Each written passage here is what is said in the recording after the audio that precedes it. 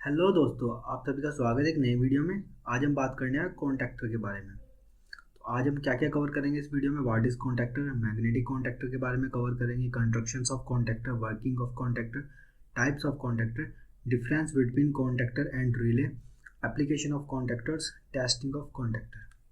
तो आज इन्हीं सब पॉइंट्स पर हम बात करने वाले हैं। तो चलिए शुरू करते हैं वीडियो को। So what is contactor? A contactor is an electromechanical control device that used to make or break the connection between the load and power supply.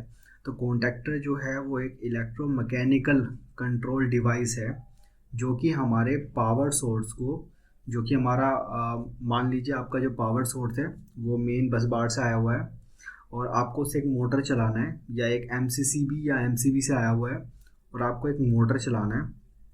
तो उस केस में जो आपका कॉन्टैक्टर है वो पावर को सर्किट के साथ कनेक्ट और डिस्कनेक्ट करने का काम करता है जब आप चाहें तब। जी, the use of a contactor is similar to the relay. तो कॉन्टैक्टर जो है वो रिले की तरह ही काम करता है, but the device use for high current carrying application. पर कॉन्टैक्टर जो है हमारा काम रिले की तरह करता है, पर इसमें एक छोटा सा ट्विस्ट है। ट्विस्ट ये है कि जो हमारा कॉन्टैक्टर होता है वो हमारा हैवी करंट के लिए यूज़ करते हैं। असल में उसको हम यूज़ करते हैं पावर सर्किट के लिए, नॉट ए कंट्रोल सर्किट के लिए। और जो हमारा रिले होती है उसको हम मैक्सिमम केसेस में जो है कंट्रोल सर्किट में यूज़ करते हैं।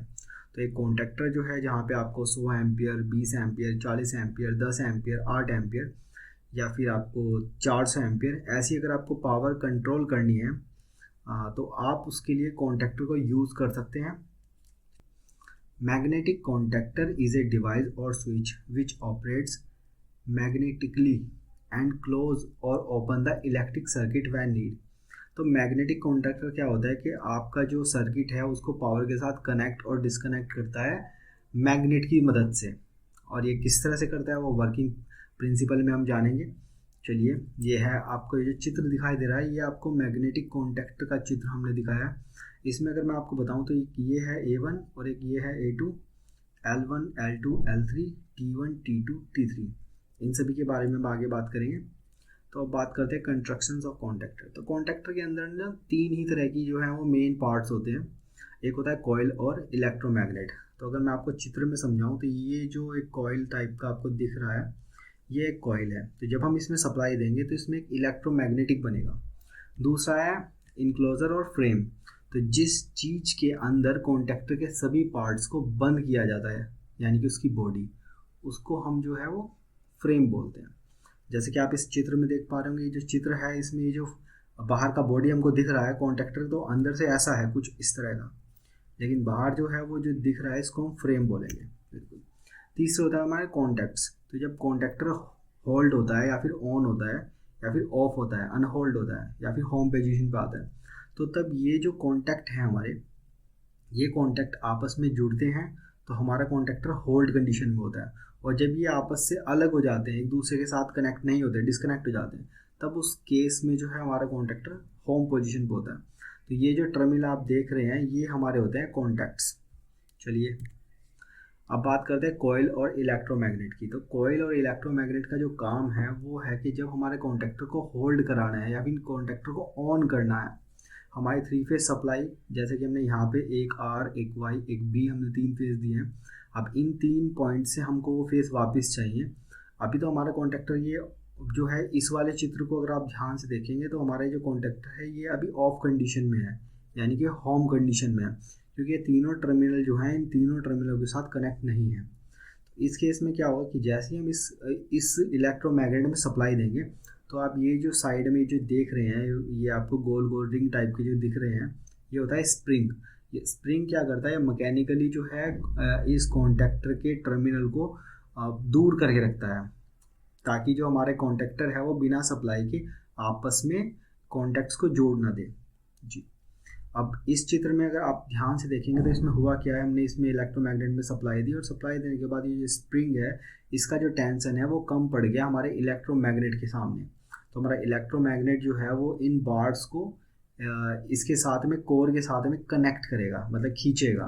तो हमारा जो इलेक्ट्रोमैग्नेट है वो यहाँ से बन के जाएगा और इस कोर से इस तरह से जब जुड़ने की कोशिश करेगा तो हमारे जो ये टर्मिनल्स हैं या कॉन्टैक्ट कनेक्टर्स हैं ये कनेक्टर्स जो हैं हमारे नीचे वाले कनेक्टर्स के साथ जुड़ जाएंगे। तो जो सप्लाई हमने यहाँ पे दी है तीनों में, वो सप्लाई हमारी आउटपुट में आ जाएगी। तीसरा होता है हमारा इनक्लोजर और फ्रेम। तो ये क्या होता है, the enclosure is use for protect the internal parts of the contactor. It is makeup of plastic, nylon 6, ceramic और बैकलाइट। तो जो कॉन्टैक्टर होता है इसके जो ऊपर के पार्ट्स हैं, मतलब जो इसके अंदर जो हमारे पार्ट्स हैं जो बहुत ज़रूरी हैं, उन सभी को उनके एक निश्चित जगह पर रखने का काम, एक दूसरे से निश्चित दूरी पर रखने का काम जो है वो फ्रेम करता है, ताकि इंटरनल पार्ट्स हमारे उचित दूरी पे रहें और सुरक्षित रहें। एनवायरनमेंट से जो है इनको कोई लॉस ना हो, क्योंकि हर इंडस्ट्री जो है वो साफ़ सुथरी नहीं होती है, कहीं पे साबुन बनता है, कहीं पे सर्फ बनता है। तो ऐसी कंडीशन में क्या होता है कि हमारे जो कॉन्ट्रैक्टर्स होते हैं इनके ऊपर लॉट्स ऑफ डस्ट जो है वो जम जाता है। आप अगर डस्टी एरिया में कॉन्ट्रैक्टर को इंस्टॉल कर रहे हैं तो वहाँ पर ऑब्वियस सी बात है कि डस्ट जमेगा, आप डस्ट को रोक नहीं सकते। तो इसलिए जो है ये फ्रेम होता है। अब बात करते हैं कॉन्टैक्सी। They are two, this is the only component from which to entire load connect will flow. यानी कि ये जो है यही एकमात्र युक्ति है जिसके द्वारा जो है कॉन्टैक्टर के अंदर करंट फ्लो होता है आउटपुट के तौर पे। The contact is classified as power contact, auxiliary contact and contact spring. There are two type of power contact, stationary contact and movable contact. तो ये जो मैं आपको चित्र दिखा रहा हूँ इसमें क्या होता है, इसमें आप देखिए इसमें दो तरह के कॉन्टैक्ट हमारे हैं। एक तो है हमारे फिक्स कॉन्टैक्ट, ये जो नीचे वाला है ये हमारा फिक्स है, ये हिलता नहीं है, अपनी जगह पे हमेशा एक ही जगह रहता है, होम पोजीशन पे भी और होल्ड पोजीशन पे भी। और ये दूसरे कॉन्टैक्ट हैं, ये है हमारे मूवेबल कॉन्टैक्ट, जो हैं कॉन्टैक्टर के होल्ड होने पर मूव करते हैं और जब होम पोजीशन पर आते हैं तब भी मूव करते हैं। तो इसी के बारे में आपको जो है मैंने बताने की कोशिश की है। आगे है the material use for the contact has stable arc resistance and high welding resistance. तो अब होता क्या है, इन कॉन्टैक्ट्स के ऊपर जो है बहुत अधिक प्रेशर होता है करंट का और वोल्टेज का। तो जब यहाँ से हमारा करंट फ्लो होता है और ये हमारा होम कंडीशन से होल्ड कंडीशन पे आता है या होल्ड कंडीशन से होम कंडीशन पे जाता है, तो यहाँ पे एक स्पार्क जनरेट होता है। तो उस स्पार्क की वजह से जो हमारे कॉन्टैक्ट्स हैं ये ख़राब हो सकते हैं। इसलिए हम इनको जो है वो बहुत अधिक high resistance, high welding resistance type के जो है मटेरियल से इनको बनाते हैं। अब है वर्किंग ऑफ कॉन्टैक्ट। तो वर्किंग ऑफ कॉन्टैक्टर में अगर हम बात करें तो इसका मैं आपको समझा देता हूँ ठीक से। देखिए इसमें क्या है, ये दो टर्मिनल है, एक टर्मिनल ये है, इसको बोलेंगे A1, ये है, इसको बोलेंगे A2। तो ये हमारे कॉइल के टर्मिनल हैं। अब कॉइल के टर्मिनल कौन से, ये जो कॉइल है इस कॉइल को जो हम सप्लाई देंगे उसके टर्मिनल है। अगर आप ध्यान से देखें तो इस कॉइल से इन कॉन्टैक्ट्स का कोई खास लेना देना नहीं है, सप्लाई की बात करें तो। अगर तो आप जितनी भी सप्लाई इसके अंदर देंगे वो सिर्फ कॉइल के अंदर रहेगी, उससे इन टर्मिनल्स पर कोई फ़र्क नहीं पड़ेगा, ठीक है ना। तो मान लीजिए हमारा जो कॉन्टैक्टर है वो 220 वोल्ट AC वाला है और कंट्रोल ये 440 वोल्ट को कर सकता है, मान लीजिए 40 एम्पियर तक को ये कंट्रोल कर सकता है। तो हम यहाँ पे 220 वोल्ट, जैसे ही हम 220 वोल्ट AC देंगे उस कंडीशन में क्या होगा, उस कंडीशन में ये जो कॉन्टैक्टर की आप देख रहे हैं कॉन्टैक्टर का जो बॉडी है, उस बॉडी के अंदर जो इलेक्ट्रोमैग्नेट है, उस इलेक्ट्रोमैग्नेट के अंदर मैग्नेट बनेगा। इस तरह से इसमें मैग्नेट बनेगा और जो चुंबकीय बल रेखाएं हैं वो N से होके S की तरफ जाने की कोशिश करेगी, यहाँ से निकल के इस तरह से जाएंगी N से S की तरफ। तो जो चुंबकीय बल रेखाएं हैं वो इस जो कोर है इस कोर को अपनी ओर खींचेंगी ताकि उनको सुगमता हो रास्ते से निकलने के लिए। तो इसी का हम फ़ायदा उठाते हैं और ये इतना प्रेशर जनरेट कर देती है कि हमारा जो स्प्रिंग होता है वो स्प्रिंग इतनी टेंशन को झेल नहीं पाता और हमारा जो स्प्रिंग है वो कंप्रेस हो जाता है। और जब हमारा स्प्रिंग कंप्रेस होता है तो उस कंडीशन में ये जो कोर है ये कोर नीचे की तरफ शिफ्ट होती है, जैसे कि इस चित्र में आप देख रहे हैं। यहाँ पे कोर, दोनों कोर के बीच में गैप है और यहाँ पे गैप ख़त्म हो गया। तो ये जो कोर है जब ये खींचेंगी कॉन्टैक्ट कॉइल की तरफ, नीचे वाले कॉइल की तरफ, तो हमारे जो टर्मिनल हैं ये टर्मिनल भी आपस में अटैच हो जाएंगे। तो उस कंडीशन में जो फेज़ आपने यहाँ दिया है वो फेज़ आपको यहाँ मिल जाएगा, जो सप्लाई आपने यहाँ दी है वो सप्लाई आपको यहाँ मिल जाएगी। तो इसी तरीके से कॉन्ट्रैक्टर काम करता है कि इसमें हम करते ये हैं, जैसे अभी होम पोजीशन पे है तो अगर आप यहाँ पे कोई 3 सप्लाई देते हैं RYB, तो वो यहाँ पे आपको नहीं मिलेंगी, वो सिर्फ यहाँ तक आएंगी और यहाँ के बाद वो रुक जाएंगी। इसके आगे जो है वो मोटर के तार लगे होंगे OLR के साथ कनेक्ट होने के बाद, तो हमारी जो मोटर है वो चलेगी नहीं। पर जब हमें मोटर चलाना हो तब हम क्या करेंगे, यहाँ पे न्यूट्रल हमने ऑलरेडी दे रखा होगा, तो हम फेज़ वायर का स्विच जो है वो कंट्रोल करके लाएंगे एक NO पुश बटन से और NC पुश बटन से। तो जब हम NO पुश बटन को प्रेस करेंगे तो 220 वोल्टेज का जो फेज़ है वो यहाँ पे आएगा। जैसे ही वो फेज़ यहाँ पे आएगा, इसके अंदर एक इलेक्ट्रोमैग्नेट बनेगा जो है इलेक्ट्रोमैग्नेट कोर को अपनी ओर अट्रैक्ट करेगा, और जैसे ही वो अट्रैक्ट करेगा कोर अंदर की ओर शिफ्ट होगी, और ये जो आप बाहर की तरफ ये जो ब्लॉक देख रहे हैं ये अंदर की ओर घुस जाएंगे, और जब ये अंदर घुसेंगे तो हमारा जो R यहाँ पे हमने सप्लाई दी थी वो हमारी T1 पर आ जाएगी, 1L1 2T1 पर आएगा। 3L2 पे जो सप्लाई दी होगी वो हमारा 4T2 पे आएगी, और जो 5L3 पे सप्लाई दी होगी वो हमारा 6T3 पर आएगी। ये ड्रेसिंग जो है हम करके रखते हैं। अब जो कॉइल की जो हमारी नंबरिंग होती है वो होती है A1 और A2। अगर हमारा 220 या 110 वोल्ट AC का कॉन्टैक्टर है, अगर हमारा मान लीजिए 24 वोल्ट DC या 12 वोल्ट DC का कॉन्टैक्टर है, तो यहाँ पे होगा प्लस और यहाँ पे होगा A2। अब बात करते हैं टाइप्स ऑफ कॉन्टैक्टर की। तो ये जो कॉन्टैक्टर आप देख रहे हैं नाइफ ब्लेड स्विच टाइप का, ये इस तरह का होता था। मैनुअल कॉन्टैक्टर जो है बहुत पहले आते थे, अब इनका यूज़ जो है, दोनों ही कॉन्टैक्टर का यूज़ जो है वो बहुत कम हो गया है और ना के बराबर हो गया है।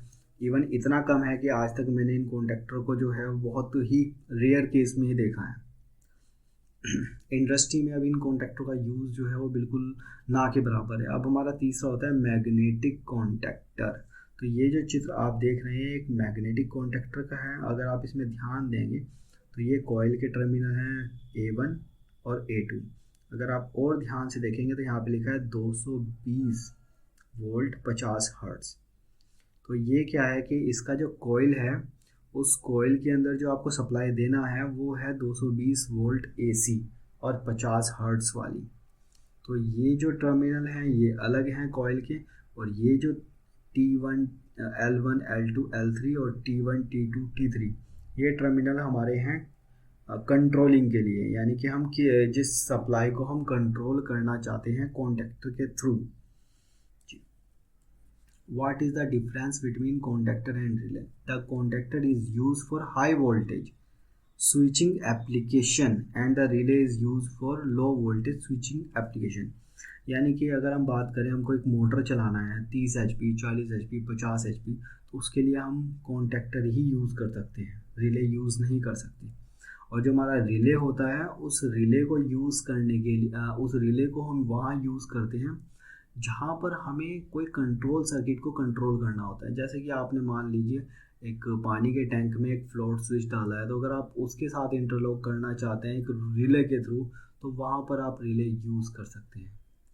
पर अगर आपको एक मोटर को रन कराना है जो कि 5 HP या उससे बड़ी है, जो कि जिस भी लोड का करंट जो है वो 10 एम्पियर से ऊपर का होता है, उस करंट को कंट्रोल करने के लिए, उस लोड के करंट को कंट्रोल करने के लिए हमें कॉन्टैक्टर ही यूज़ करना पड़ता है। दूसरा है the size of contactor is large compare to the size of the relay. तो हमारा जो कॉन्टैक्टर है वो बड़ा होता है रिले के हिसाब से। और तीसरा है the switching time of the contactor is slow compare to the relay, क्योंकि हम कंट्रोल सर्किट में रिले को यूज़ करते हैं जहाँ पे PLC यूज़ कर रहे हों, जहाँ पे VFD यूज़ कर रहे हो, वहाँ पे हमें स्विचिंग कराने के लिए जिस उपकरण या जिस चीज़ की आवश्यकता होती है वो होती है रिले। पर अगर हमें किसी मोटर को ऑपरेट कराना है, हमें किसी हीटर को ऑपरेट कराना है, या इस तरह का अगर हमें कोई काम करना है, उसके लिए हमें कॉन्टैक्टर ही यूज़ करना होगा। अब बात करते हैं application of contactor. The most common application of contactor is in the motor starter। तो मोटर को स्टार्ट करने के लिए सबसे ज़्यादा यूज़ होने वाला जो उपकरण है वो कॉन्टैक्टर ही है। Single phase contactor are use for operate 12 volt DC load in the vehicle. तो जो हमारे व्हीकल आजकल आ रहे हैं इलेक्ट्रिक व्हीकल, जैसे ओला है, बहुत सारी कंपनियां जो हैं वो इलेक्ट्रिकल व्हीकल निकाल रही है, तो उसकी सप्लाई को ऑपरेट करने के लिए जो है हम 12 वोल्ट डीसी वाले कॉन्टैक्टर भी यूज़ करते हैं। The use of contactor with the circuit breakers assure the safety of the operation of the load in industry। तो हमारा जो लोड है वो अगर बहुत ज़्यादा करंट ले रहा है अपनी क्षमता से अधिक, तो उसकी सेफ्टी को हम पुख्ता करने के लिए जो है वो कॉन्टैक्टर की इंटरलॉकिंग करते हैं अपने OLR रिले के साथ में। इससे हमारा जो मेन जो हमारा मोटर है उसको हम बचा सकते हैं। तो कॉन्टैक्टर यहाँ पे जो है वो ऑटोमेटिकली टर्न ऑफ होने का काम भी कर देता है साथ में OLR की जी। The power contactor use as the main contactor is handle load of about up to 600 ampere. तो हमारा जो कॉन्टैक्टर है पावर कॉन्टैक्टर जल में APFC panel automatic power factor panel में यूज़ करते हैं। तो इस तरह के जो पैनल्स होते हैं वहाँ पे हम बड़े से बड़ा कॉन्टैक्टर जो है वो यूज़ कर सकते हैं मैक्सिमम 600 एम्पियर तक। इसके बाद है auxiliary contact design for switching current of only up to 6 और 10 एम्पियर। तो कहीं जगह पे हम कंट्रोलिंग के लिए कॉन्टैक्टर यूज़ करते हैं जिसको बोलते हैं ऑक्सिलरी कॉन्टैक्ट। तो जो ऑक्सिलरी कॉन्टैक्टर होता है उसको हम डिज़ाइन करते हैं 6 से 10 एम्पियर तक के कंट्रोल सर्किट को कंट्रोल करने के लिए। अब बात करते हैं टेस्टिंग ऑफ कॉन्टैक्टर। तो टेस्टिंग करने के लिए आपको क्या करना है, सभी तारों को निकाल देना है। उसके बाद में आपको ये जो कॉइल है, कॉइल टर्मिनल, इन दोनों का आपको कंटिन्यूटी लेना है। अगर ये 10 से 100 ओम के बीच में है तो हमारा कॉइल जो है वो वर्किंग में है। फिर आपको क्या करना है, आपको कंटिन्यूटी लेना है 1L1 और 2T1 की। अगर इनके बीच में कंटिन्यूटी नहीं आ रहा है तो बहुत सही बात है। फिर आपको देखना है 3L2, 4T2 और 5L3, 6T3, इन सभी की आपको कंटिन्यूटी लेनी है होम पोजीशन पे। जब हमारा कॉन्टैक्टर जो है वो ऑफ कंडीशन में है तो उस कंडीशन में कंटिन्यूटी नहीं आनी चाहिए। फिर मान लीजिए हमारे कॉन्टैक्टर की जो कॉइल है वो 220 वोल्ट AC वाली है, तो हम यहाँ पे 220 वोल्ट AC देंगे और ये कॉन्टैक्टर होल्ड होगा। अगर ये होल्ड नहीं होता है तो कॉन्टैक्टर ख़राब है। अगर ये होल्ड हो जाता है तो उसके बाद हमें कंटिन्यूटी लेनी है 1L1 और 2T1 की। अगर यहाँ पे कंटिन्यूटी आती है तो हमारे कॉन्टैक्टर का जो ये टर्मिनल है वो सही काम कर रहा है। फिर ऐसे ही हम दूसरे को चेक करेंगे, अगर दोनों में कंटिन्यूटी आती है तो दोनों सही काम कर रहे हैं। फिर हम तीसरे को चेक करेंगे, अगर तीनों में आती है तो तीनों काम कर रहे हैं। इसके बाद में आप एक और तरीका है जिससे आप जो है ऑब्जर्व कर सकते हैं फिजिकली कोई डैमेज तो नहीं है कॉन्टैक्टर में। कई बार क्या होता है, बार बार स्विचिंग की वजह से यहाँ पर कालापन आ जाता है बहुत ज़्यादा। हमारा जो कॉन्टैक्टर की कॉइल है उसमें बार बार हमारे जो टर्मिनल्स हैं उनमें बार बार स्पार्किंग की वजह से कालापन आ जाता है। हमारी जो कॉइल है वो बहुत ज़्यादा गर्म हो जाती है। अगर आप या इस साइड में हाथ लगाएंगे तो बहुत ज़्यादा वो गर्म हो जाता है जब बार बार वो चालू बंद होता है उस कंडीशन में। या फिर हमारे कॉन्टैक्टर की जो लिमिट है उस लिमिट से ऊपर का अगर करंट जो है वो कॉन्टैक्टर से फ्लो होता है तब भी हमारे जो टर्मिनल हैं वो जलने लगते हैं और हमारा कॉन्टैक्टर जो है जल के काला हो जाता है। तीसरा आपको देखना है कि कई बार क्या होता है, कॉन्टैक्टर का जो स्प्रिंग है वो वीक हो जाता है और हमारे जो टर्मिनल है उनके बीच में एक वेल्डिंग टाइप का कुछ हो जाता है जिसकी वजह से हमारे टर्मिनल जो है वो चिपक जाते हैं। तो हमारा जो एक कॉन्टैक्टर के ये देख रहे हैं 1 2 3 4, ये चारों की चारों जो हैं इनके ऊपर हम एड ऑन ब्लॉक लगा सकते हैं या फिर एडिशनली जो है वो NONC लगा सकते हैं। तो ये जो है कई बार चिपक जाते हैं, अंदर की तरफ फंस जाते हैं, तो उस कंडीशन में भी हमारा कॉन्टैक्टर जो है वो काम नहीं कर सकते हैं।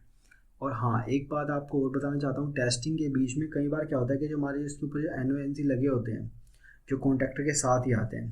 अगर मैं आपको कोई चित्र दिखाऊं तो इस चित्र में आप देख पा रहे होंगे, ये रहा A1, ये रहा A2, ये कॉइल टर्मिनल है और ये रहा NC, NO।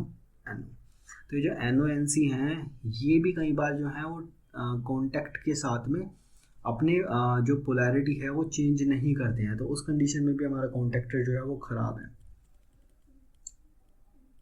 आई होप आपको वीडियो